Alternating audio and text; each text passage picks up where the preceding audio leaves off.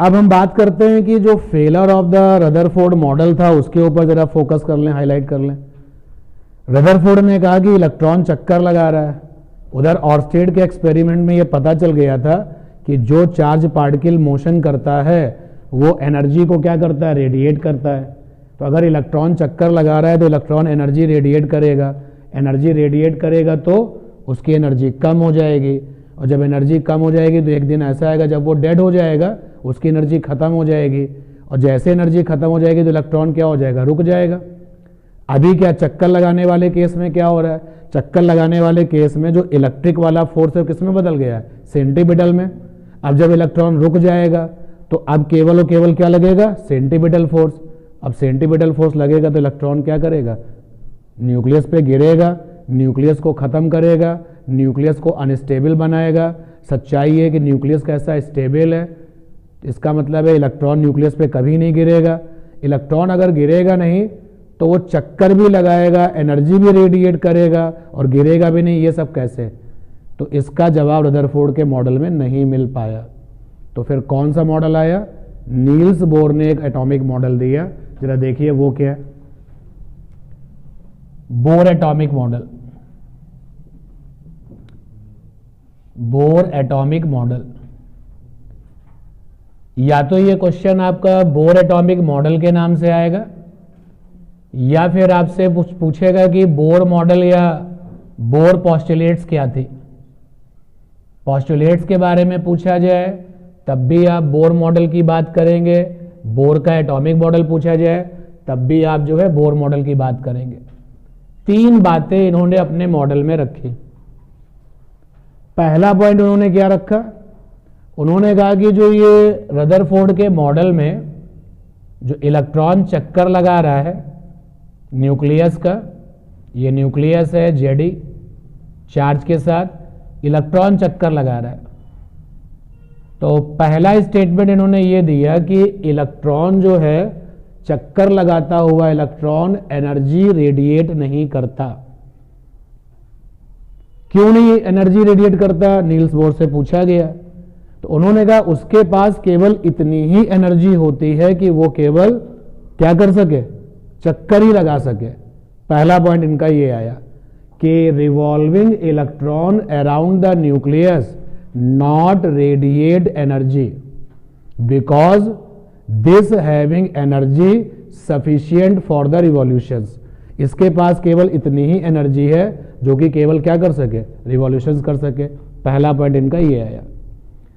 और तब जब इन्होंने ये स्टेटमेंट दिया तो लोगों ने कहा कि अच्छा इसका मतलब ये है कि ये जो ऑर्बिट है इसको हम स्टेशनरी ऑर्बिट कहें।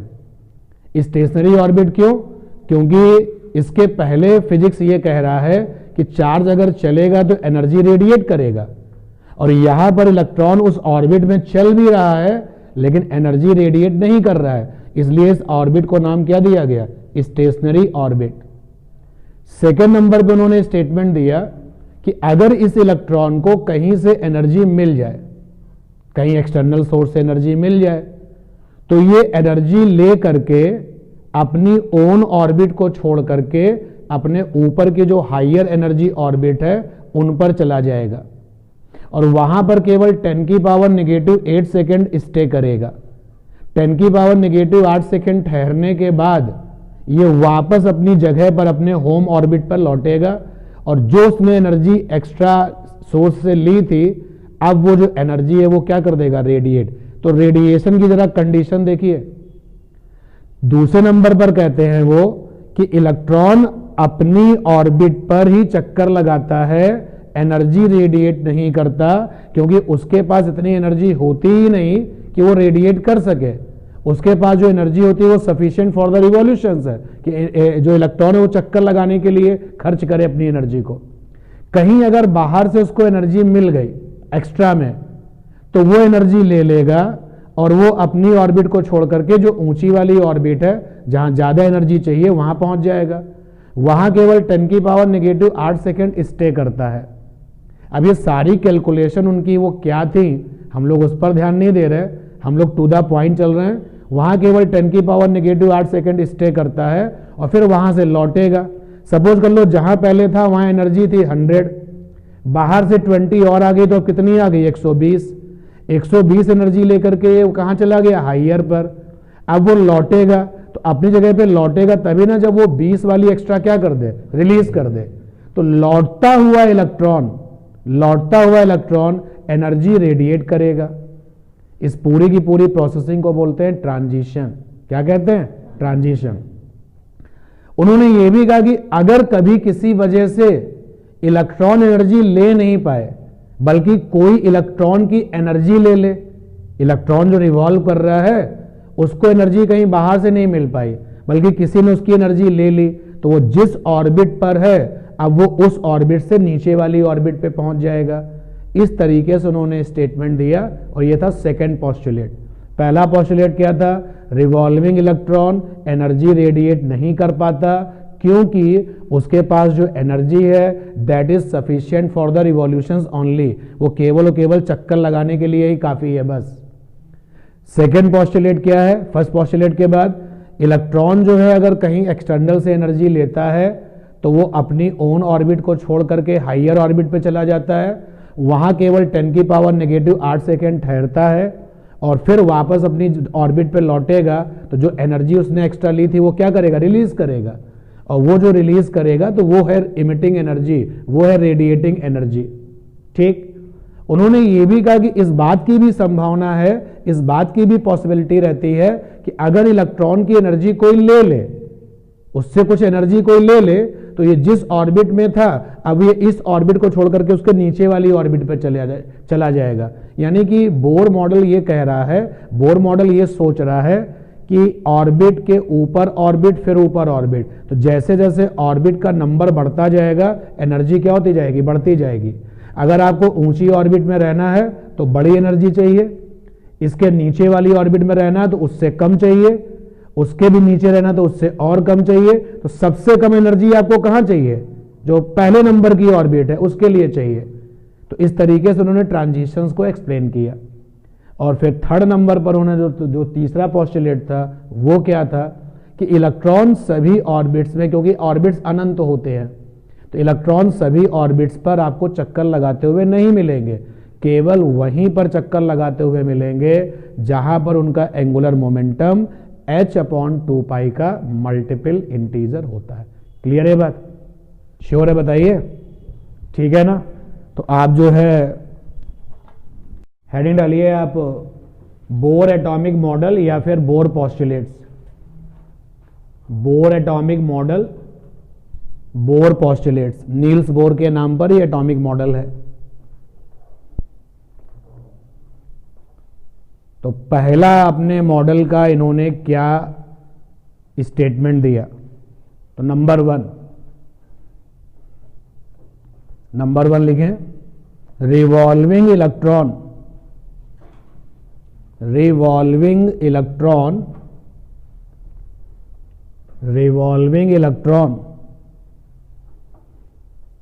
not radiate energy,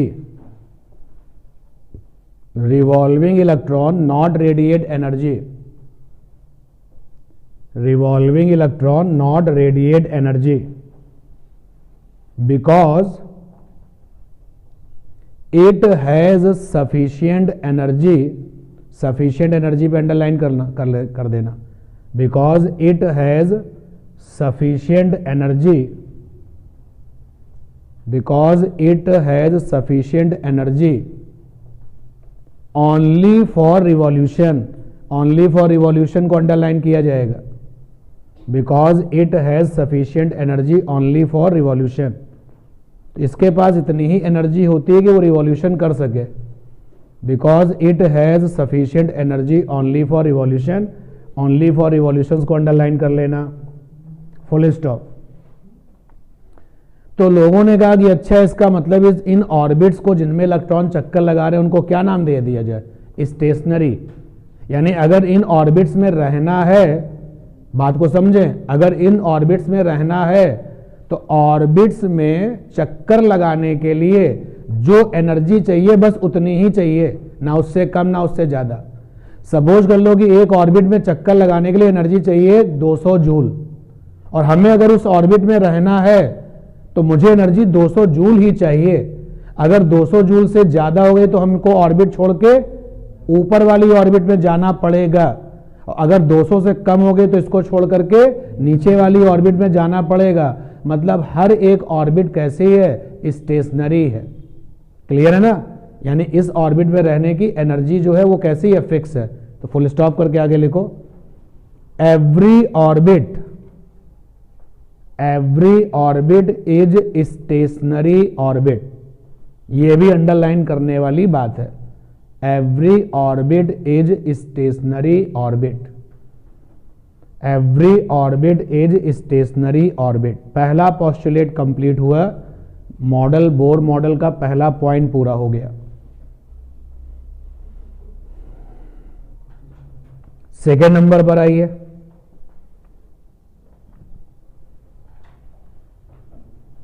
when electron receive, when revolving electron, ऐसे लिखो, when revolving electron receives energy, when revolving electron receives energy, when revolving electron receives energy from external source, जैसे आपने टेम्परेचर दे दिया तो एनर्जी उसको मिल गई। when revolving electron receives energy from external source, external source को underline कर लो, then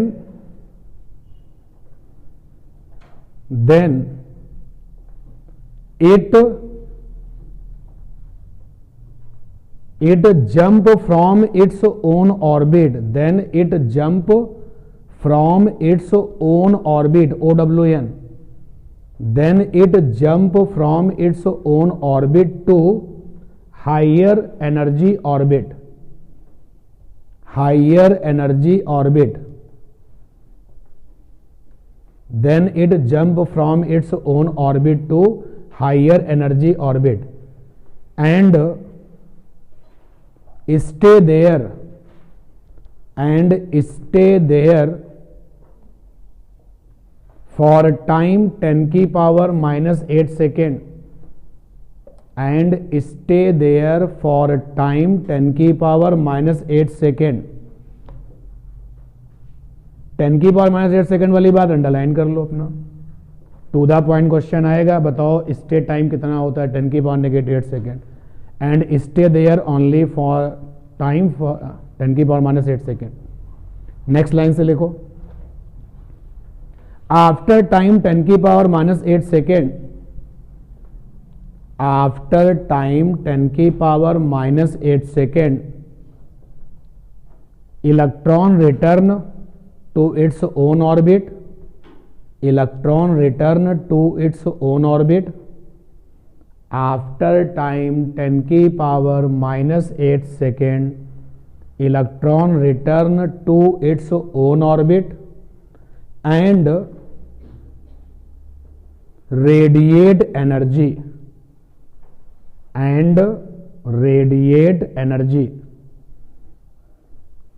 radiate energy, full stop. This phenomena is called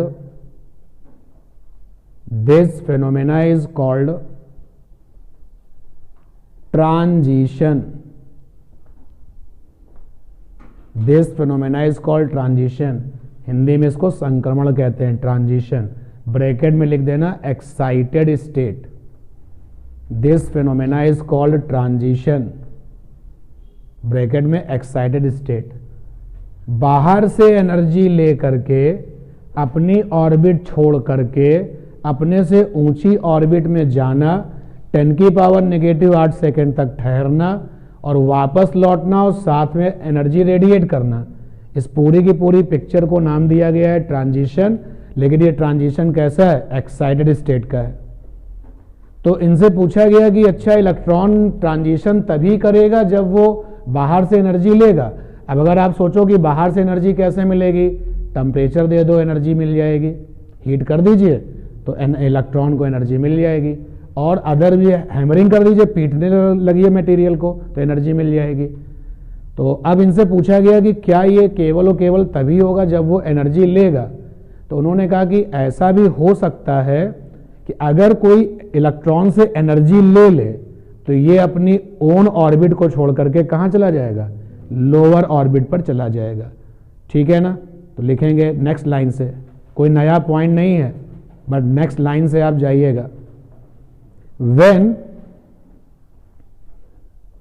energy of revolving electron, when energy of revolving electron transfer to anywhere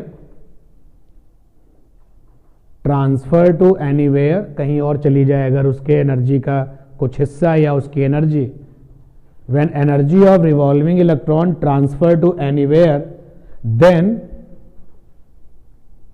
it jump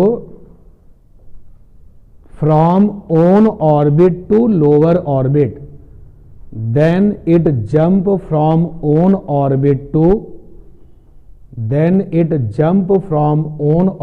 to lower orbit। तो ये अपनी own orbit को छोड़ करके एक नीचे वाली ऑर्बिट पे चला जाएगा, क्योंकि फिर से वही पॉइंट है यार, लिख लिया आप लोगों ने, क्योंकि हर ऑर्बिट का एनर्जी स्टेशनरी है। आपको इस ऑर्बिट में रहना है, सपोज कर लो कि 50 जूल एनर्जी है तो 50 जूल ही चाहिए, ना तो 49 ना 51, कुछ भी चेंज नहीं चलेगा। तो अगर रिवॉल्विंग इलेक्ट्रॉन की एनर्जी कहीं एनीवेयर ट्रांसफर हो जाए तो ये अपनी ऑर्बिट छोड़ करके एक लेवल या जो है अपना लोअर ऑर्बिट में जाकर के जहां पर उसकी एनर्जी सूट करती होगी वहां पे चला जाएगा। लगातार एनर्जी आपकी जो है एनीवेयर जाती जाएगी तो 100% वो ऑर्बिट अपना फिर लोअर से फिर लोअर में चला जाएगा। ये था आपका सेकंड पोस्टुलेट। सेकंड पोस्टुलेट में अगर थ्योरी की बात किया जाए तो क्वेश्चन बहुत सारे हैं। सेकंड पोस्टुलेट में ट्रांजिशन क्या होता है ये आपका क्वेश्चन बना। सेकंड पोस्टुलेट में ट्रांजिशन टाइम कितना होता है ये आपका क्वेश्चन बना। रिवॉल्विंग इलेक्ट्रॉन एनर्जी रेडिएट कब करेगा ये क्वेश्चन बना। बताइए जरा सा, वो दो क्वेश्चन तो तुम्हें आंसर पता ही है। रिवॉल्विंग इलेक्ट्रॉन एनर्जी रेडिएट कब करेगा, जब एक्सटर्नल से एनर्जी लेगा तभी रेडिएट करके आपको देगा। ठीक है ना, यानी जो विजन है इसी विजन के बेस पर तुमको बताते हैं एक एग्जाम्पल। जो बल्ब के अंदर फिलामेंट है और उस फिलामेंट के साथ साथ बल्ब में क्या है, गैस है। जैसे आपने ऑन किया स्विच, फिलामेंट क्या करता है, गर्म होता है। तो फिलामेंट गर्म होता है, अंदर गैस क्यों भरी गई है, कोई वजह रही होगी ना। तो फिलामेंट गर्म हुआ तो गर्म से यानी कि एनर्जी डेवलप हुई। जब भी टेम्परेचर होगा तो एनर्जी डेवलप होगी and that energy is called the vibrational energy. तो वहां पे एनर्जी डेवलप हो रही है। वो एनर्जी कौन ले रहे हैं, गैस के एटम्स। गैस के कितने एटम्स हैं गिन नहीं सकते लेकिन बहुत सारे हैं। एक बल्ब के अंदर की मैं बात बता रहा हूं, गैस के अंदर जो एटम्स है कितने सारे हैं हम गिन नहीं सकते लेकिन बहुत सारे हैं। तो जैसे तुमने फिलामेंट गर्म कराया, एनर्जी जो है सारे के सारे एटम ने ले ली। अरबों खरबों की संख्या में जो एटम्स हैं उन एटम्स के जो इलेक्ट्रॉन हैं वो एक्साइटेड स्टेट में जा रहे हैं। एक्साइटेड स्टेट में जा रहे हैं और वहां केवल 10⁻⁸ सेकंड स्टे कर रहे हैं और फिर लौट रहे हैं और लौट करके तुमको क्या दे रहे हैं, एनर्जी, जिसको तुम क्या कहते हो, लाइट की एनर्जी। यानी बल्ब के अंदर जो एटम्स हैं, एटम्स के जो इलेक्ट्रॉन हैं वो लगातार एनर्जी लेकर के ऊपर जाते हैं। 10⁻⁸ सेकंड इतना कम समय है कि आप बल्ब ऑन करते हैं और आपको तुरंत क्या मिलती है, एनर्जी मिल जाती है। और वो एनर्जी दे रहे हैं, एनर्जी लगातार दे रहे हैं और इसी एनर्जी का नाम क्या है, लाइट की एनर्जी। ये प्रोसेसिंग है जब आप बल्ब और फिलामेंट उसके अंदर की गैस की बात करते हैं।